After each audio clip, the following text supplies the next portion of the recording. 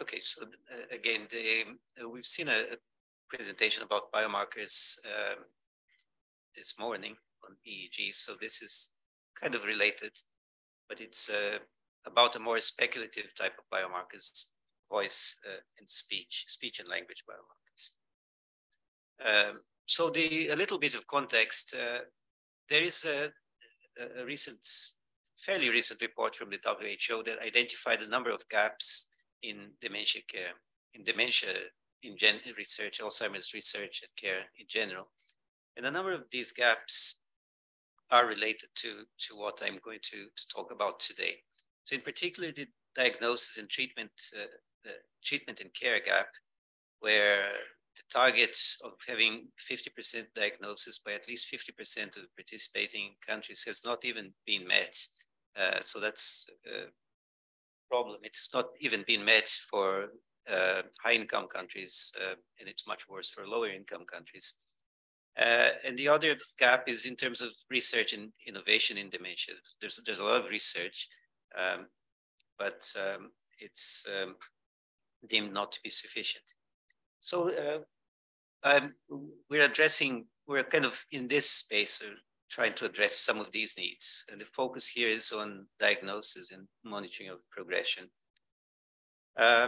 So diagnosis, one of the problems in diagnosis, as was pointed out this morning, is the fact that the methods and biomarkers or biomarkers used in diagnosis are either expensive, very expensive, or they're very invasive, many times both. And that's the case of CSF biomarkers, neuroimaging, expensive, CSF, invasive. And also, on the other hand, the cheaper, more cost-effective methods, which include cognitive testing and so on, they're subject to day-to-day variability. So they're limited in a way. So if you look at that graph that I got from Al's forum, it illustrates the problem. So you see the variation. So this is hypothetical, it's not real data. You see variation in cognitive function over time. So maybe when I took the test early on, I was having a good day, and maybe it looks like my cognition was having a bad day. Sorry. So it looks like my cognitive function was low. And then when I took the test in a follow-up in the future, I was having a good day. So it looks like my cognition is improving over time instead of declining, which is the real trend. So this is one of the problems in these methods of monitoring and to a certain extent diagnosis. So what we're looking at in my lab is investigation of digital biomarkers of different sorts. And I'll talk about today in particular about speech or biomarkers that can be derived from the voice, from natural speech. So motivations for that from the point of view of technology, there's a variety of devices, or perhaps too many devices, capturing too much information of people. And these devices can be used to characterize what one could call digital phenotypes. Whether they're biomarkers or not is an open question, but you can characterize certain phenotypes by means of ubiquitous electronic devices. So you have microphone arrays, mobile phones, low power, low form factor devices, and so on, all of which we have used in some projects. But the focus here is on speech and language biomarkers. And why is that? So motivations for this.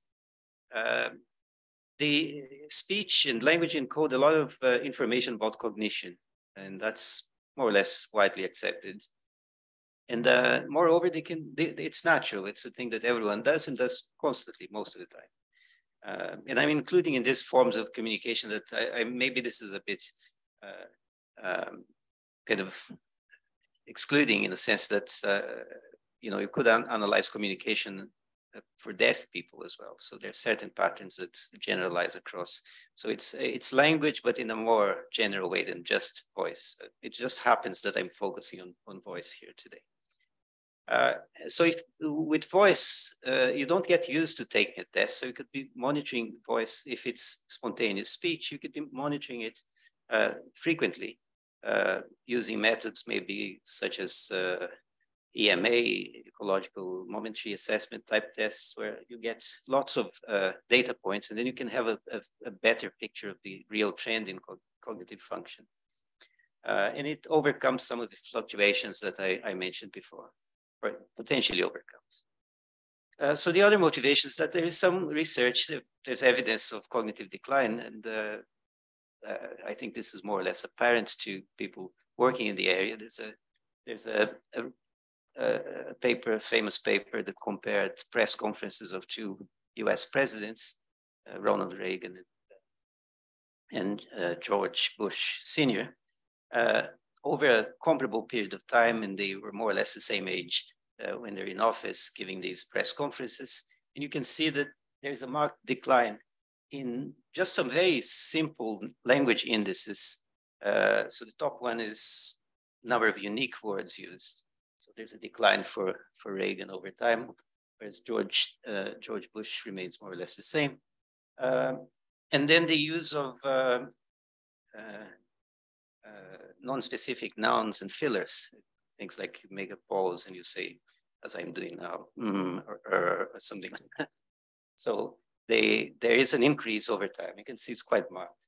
And George Bush is almost flat. So there is some, even if you collect very simple statistics, lexical statistics, so you count the number of words and you see what kinds of words they are, you get some signal. And there is an expanding field of research behind this. We did a systematic review and we found these numbers of papers over the years. The bottom is 2000, top is up to 2019. We did the review in 2020. So there is a lot of interest in looking at these issues of science. Many of these works that we reviewed are located on the bottom left corner there, where you see word tests and narratives and descriptions. So you have these semantic fluency tests, for example. So you get people to say whatever number of animals they remember, something like that. And so these are starting to become digitized, so people can do this over the phone or in other contexts where you can record them. And in some situations, you have narratives and descriptions, which is connected speech. So it's not 100% spontaneous speech, but it's connected. So people were just given a picture and they describe it. And then on the upper quadrants there towards more natural speech, you get interviews, which are dialogues or people talking, the topics are less constrained, but maybe constrained enough. And then casual conversation where you could have any kinds of topics. So ideally, our method should be robust enough to tackle casual conversations. Not quite there yet. So here's an example of connected speech, which is in between, and it's interesting because it's spontaneous in the sense that people produce whatever description they want, and it's connected. So in this case, it's the description of a scene. So not just whatever description they want, but they have to describe the scene, but different people describe the scene differently. So this is the famous Boston cookie theft aphasia picture. And the picture is given, people describe it. You see that there's a lot of weird things happening there. So, there's plenty to describe. Mother washing dishes, sinks running, water's running the sink, kids are falling the stool, stuff like that. So this is, there is a corpus of these data in the Dementia Bank, and we used it. And we created a subset, standardized, and I'll talk about the standardization in a moment, called the address dataset. which was normalized. And so these recordings are very old, so they had to be enhanced somehow. So we adopted a machine learning approach to classification based on these recordings. And it was based on audio features. So we extracted audio, we created audio embeddings, which is a neural network technique for extracting features automatically without having to engineer them. We did the same for words used in the descriptions, created the word embeddings.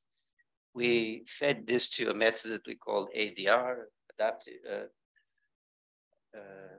adaptive data representation, for feature generation from the embeddings. So we generate a lot of features, we reduce them to a smaller set of features, and we generate those types of representations there. And many of them took timing into account. So we looked at the picture, for example, and we saw at what time roughly the different groups of people mentioned, let's say, curtains or stools and things like that, to encode these differences as well. To see how people's attention shifted around the picture. Some evidence there's an effect there. So accuracy, we got pretty high accuracy for the diagnostic or classification task. So here's some of the groups that entered the challenge that I'm going to describe in a while. So using the same data set, they tested their approaches. So our approach there for late fusion gets about 93.75% accuracy with a decent area under the curve as well. But there's a number of challenges, so this doesn't solve the problem by any means, but it shows that there is a signal there and it can be explored further. But for this to happen, we need data sets that are more balanced and standardized and better audio quality, so the acoustic features can be better analyzed. There's very little, almost none, spontaneous data sets, spontaneous speech data sets, and there's very little for longitudinal data. So ideally, we want to be able to compare the speech of the same person across time. So that eliminates a lot of variation. So if we could do that, that would be the ideal setting, but we don't have that yet. We're collecting, but it will be a few years until we're able to release it. And the other issue is reproducibility. We've seen in the reviews the papers that we reviewed that I talked about before, there's a lot of studies, but they all use different data sets, they use different methods, different data representation methods, different evaluation methods, so difficult to compare. There's an issue of how this can be used in practice, which I'll skip over. And there are challenges processing the speech as well, which I'll also skip over. To address some of these challenges, we've created these shared machine learning tasks, which we call the address challenge. Stands for Alzheimer's Dementia Recognition through Spontaneous Speech. And we run it in two interspeech events with two tasks. One is the prediction task, so differentiating probable AD patients from normal cognition people, and we also did actually three tasks. There's also a cognitive score prediction test, so this is a regression task in machine learning, and there's a disease progression prediction. So given the speech today, what's the likelihood that that patient will progress from, let's say, from mild cognitive impairment to a probable AD diagnosis in, I think, 2 years' time, I think was the 2 time points we got. So this is pre-processed and publicly available, and it generated those results I mentioned. We also looked at dialogues, so the small data set of interviews called the Carolina Conversations Collection. So we matched, I forgot to say that for the address challenge, one of the issues with some of the other papers, we identified as biases. For example, people use sets that are highly imbalanced in the sense that one will have, let's say the AD set will have many more older people. And of course, age is a risk factor. So maybe what you're predicting in language there in speech is predicting age and not AD. And the other thing is differences in sex. So some would have more female, and sex is also a risk factor. So in our data sets, in our data sets are balanced for that. So the other approach was dialogue. So we did this approach. I'll skip over the actual method we used. And this also produces reasonable results. So meaning that there are features in dialogue that possibly aren't present in the monologues that we analyzed. As I mentioned, we're collecting new data for dialogues and longitudinally with a cohort called PREVENT cohorts, people at risk of Alzheimer's. And there's still a number of questions that we'd like to investigate. Finally, an ad, it's a bit late for it, but we're organizing a shared task for Alzheimer's prediction in multilingual settings. So one of the languages, so train your models in English and the test set will be a data set in Greek, which is done in collaboration with our colleagues from here from Thessaloniki, Yanis Kompatsiaris and Julieta Lazar. So apologies for mispronunciation. So if you're interested, this is the website. Thank you.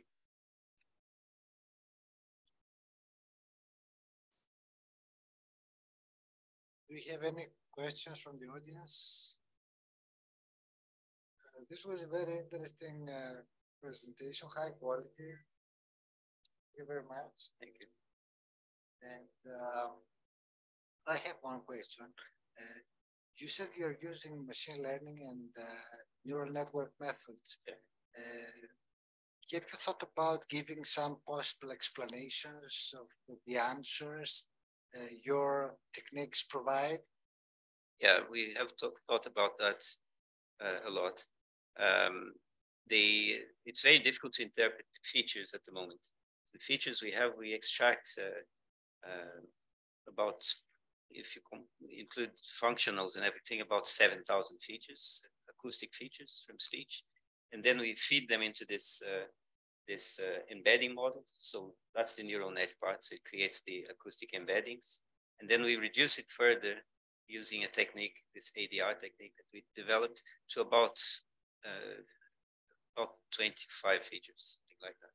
And the problem then is what do these features mean? A combination of all sorts of different acoustic features. Yes, automatically. It's automatically extracted, but it's an engineered feature set in a sense, because what we're extracting is the F0 component of the signal, the performance, harmonic to noise ratio, all sorts of other things. So they have meaning. These features are not just, so it's not an end-to-end model, if that was the question. So it's not an end-to-end neural net model. So there is a feature engineering step, and then there's the embedding step, which is a feature selection step. So a feature extraction step, and then a further one. But we don't know how to explain the results. Okay, thank you very much for the presentation.